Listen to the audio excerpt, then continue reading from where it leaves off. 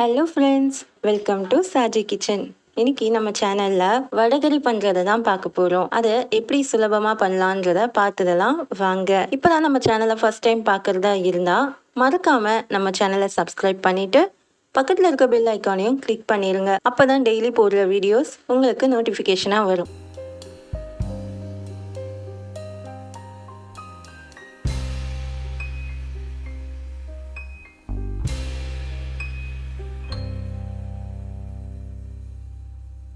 இப்போ முதல்ல ஒரு கப் அளவுக்கு கடலைப்பருப்பு எடுத்து ஊற வச்சிடலாம். பாருங்கள், இது போல் ஊறினாலே போதும். 1 மணி நேரம் 2 மணி நேரம் ஊற வச்சா கூட போதும். இதை நல்லா நம்ம இது போல் அரைச்சி எடுத்துப்போம். நல்லா மைய அரைக்க வேண்டாம், கொஞ்சம் குறைப்பாக அரைச்சாலே போதும்.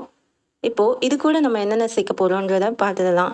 3 வெங்காயம், 3 தக்காளி, கொஞ்சம் கருவேப்பிலை, கொஞ்சம் கொத்தமல்லி, கொஞ்சமாக புதினா, ஒரு 2 பச்சை மிளகாய் எல்லாத்தையுமே நறுக்கி வச்சாச்சு.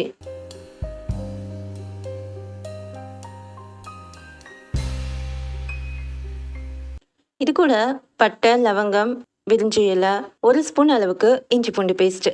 இப்போது இந்த நம்ம நறுக்கி வச்சுருக்க வெங்காயத்தை அரைச்சி வச்சுருக்க கடலை மாவில் ஆட் பண்ணிக்கலாம். தேவையான அளவு உப்பு போட்டு இதை நல்லா நம்ம பிசைஞ்சு எடுத்துக்கலாம்.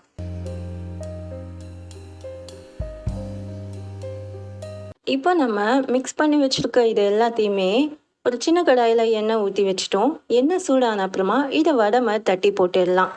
இது போல் வடைகறி நம்ம பண்ணிக்கலாம். அதுக்கு நம்ம ஃபஸ்ட்டு வடை மாதிரி சுட்டு எடுத்துக்கலாம். இது போல் வடை தட்டி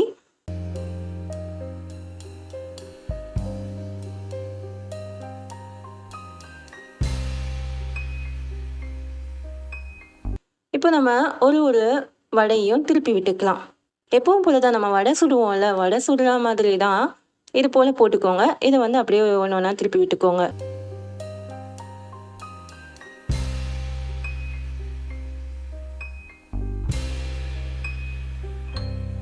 நிறம் மாறின அப்புறமா இது போல் வடிகட்டி எண்ணெயை வடிகட்டி எடுத்து ஒரு தட்டில் வச்சுருங்க. இதே போல் அடுத்த ப்ராசஸும் பண்ணிக்கலாம்.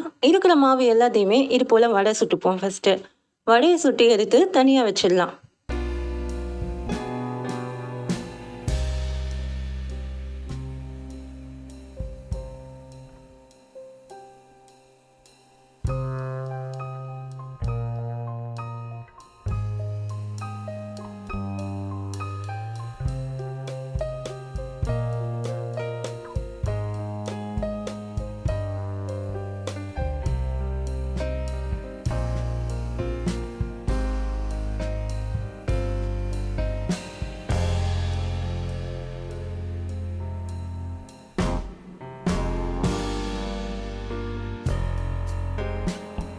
இந்த மாதிரி செஞ்சு பாருங்கள். இது ரொம்பவே டேஸ்ட்டாகவும் இருக்கும், சூப்பராகவும் இருக்கும்.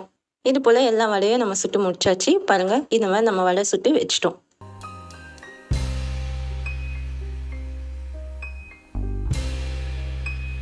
இப்போ ஒரு கடாய் எடுத்து வச்சிடலாம். கடாயில் தேவையான அளவு எண்ணெய் ஊற்றிக்கோங்க. ஒரு 2 டேபிள் ஸ்பூன் அளவு எண்ணெய் கூட ஊற்றிக்கோங்க.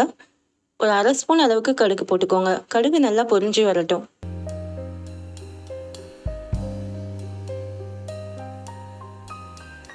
இப்போ இதில் நம்ம 3 தக்காளி நறுக்கி வச்சுருக்கோம்ல, அதை இதில் ஆட் பண்ணிக்கலாம். வெங்காயம் நம்ம வடையிலே போட்டு பிசைஞ்சிட்டோம். இதில் நம்ம தக்காளியை மட்டும் ஆட் பண்ணி நல்லா வதக்கி விட்டுப்போம். தக்காளி நல்லா சாஃப்டாகிற அளவுக்கு நம்ம அதை வதக்கிப்போம்.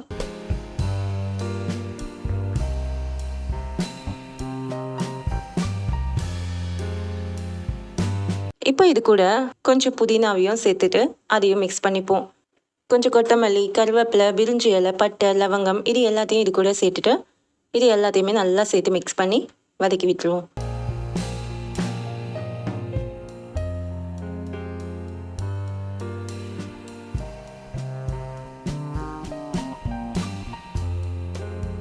பாருங்கள், இது போல் நல்லா வதக்கிக்கோங்க.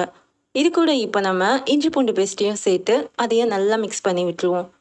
இதோட பச்சை வாடெல்லாம் போன அப்புறமா நம்ம இது கூட ஒரு 2 கப் அளவுக்கு தண்ணி ஊற்றிக்கோங்க. நம்ம அந்த வடகறி அரைச்ச தண்ணியே இருந்துச்சு, அந்த தண்ணியை எடுத்து இதில் ஊற்றியாச்சு.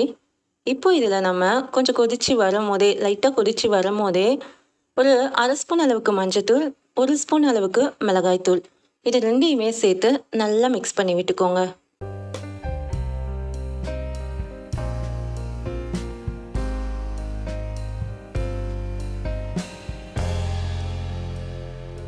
இப்போ இது நல்லா கொதிச்சு வரட்டும்.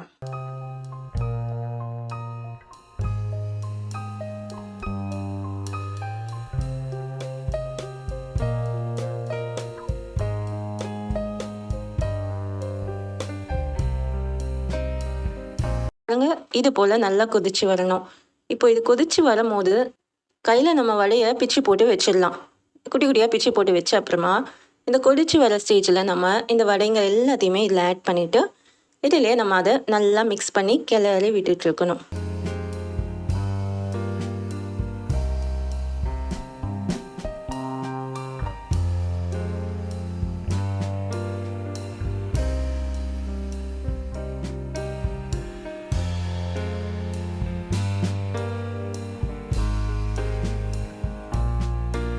இது கொஞ்சம் கொதிச்சு வரட்டும்.